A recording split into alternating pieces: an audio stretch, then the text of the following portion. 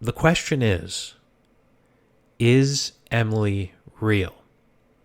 And I mean, I don't really know how to answer that. If you look into the history of locations, a lot of the time you're not going to find a lot of evidence that surrounds widely told legends. This is true of many legends, including the Dark Lady at Hamilton's Custom House or the Captain Swayze at the Angel Inn in Niagara on the Lake. You're not going to find too much concrete history behind it to prove the legend to be real. Does that mean that there isn't some form of the legend that existed? Of course not. I mean, a lot of the times there's those grains of truth that eventually get exaggerated that become the amazing stories that we tell today. So, there is no account of, for as far as I know, of a suicide that happened in the building, so that kind of disproves the legend right there. But it doesn't mean that the story isn't still going to become famous. Because as with many of these ghostly legends, they tend to create a life of their own.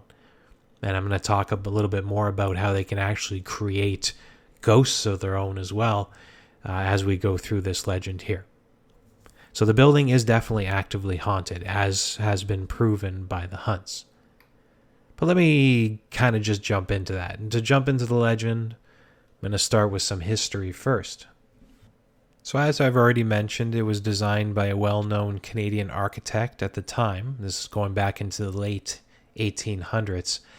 The guy's name is Thomas Fuller, and he is known for that in Cambridge, but most famously in Canada is known for designing the original Parliament building.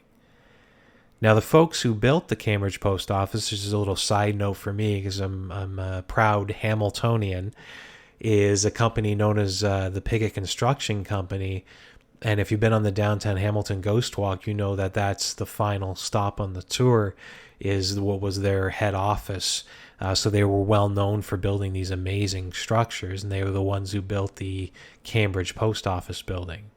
So the Piggott Construction Building, which is now condos, is also infamously haunted by a single ghost known as Superintendent Willie, and he's seen throughout the building on many occasions. Now, for the Cambridge Post Office, this is hands down the grandest structure in a town that's known for amazing stone historic wonders. If you haven't been to Cambridge because it's a small town, you don't think there's much to offer, go visit it. Go see the structures that they have. It's very much a stone town. I don't know if that was for fear of things burning down, but these old structures are amazing. And of course, the post office, the nicest of all of them. Now, this building had been abandoned for a bunch of years. That is how it stood for a very long time. There was questions on whether they would even bother staving it. And those questions, thankfully, have been answered over the past few years. It's an organization known as Ideas Exchange. I'll give you their website. It's ideaexchange.org. You can do a Google search if that doesn't work for whatever reason. And they provide these general spaces. There's a nice cafe in there, and they give these general spaces open to the public, free to come into the building and use the space. It's a wonderful idea, and I'm glad it's working. And then they mentioned they actually came to us at the Ghost Walks and mentioned about doing some kind of program, and it just so happened to work out. So great on them for saving the old building, and great on them for running something that has been so positive.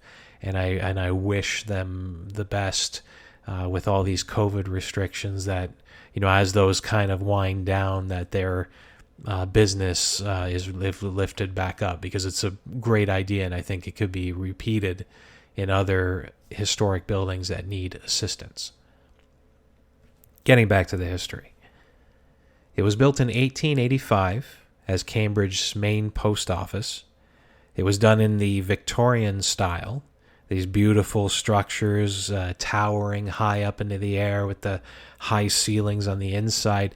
And a lot of the time, if you wanted to go really grand, is you would have the clock tower. And of course, this building has a clock tower.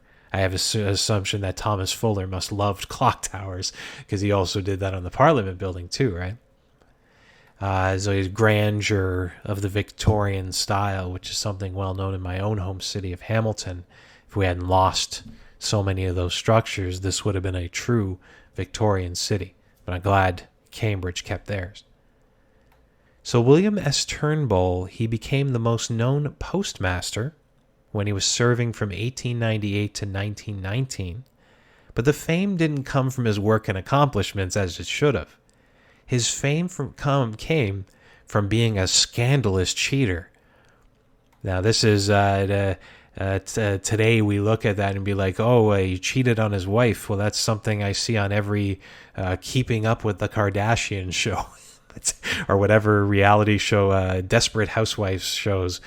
So how do you become famous for that? Well, you do it in a time when religion, like being Catholic, was very prominent, and that any type of divorce, cheating, any type of scandal in the romantic sense would be immediately exploded because it's not something that was accepted by society. So it's a time that was desensitized to romantic scandal, so it's something that it could explode. But it didn't explode right away because Turnbull began a secret love affair with a young postal worker named Emily. And then after a while, for whatever reason, he decides he wants to end the affair. No reason has been given as part of this legend. And maybe he had a renewed interest in his marriage. Maybe he had a fear of being exposed and his career ruined. Whatever the reason was, he just wanted the affair to be done. But Emily did not. She refused. She told him, "You end it, and I'll tell everybody about us." This, of course, would bring ruin to the postmaster's reputation and career. And it was only a few days later, while opening the building, a random worker went up to the top floors, the third floor of the building, and saw a woman, her body swinging from the exposed rafters off the ceiling. This was Emily. Now, the authorities called it a suicide. And then years and years later, it is said that the rumors finally came out about the late postmaster Turnbull and Emily.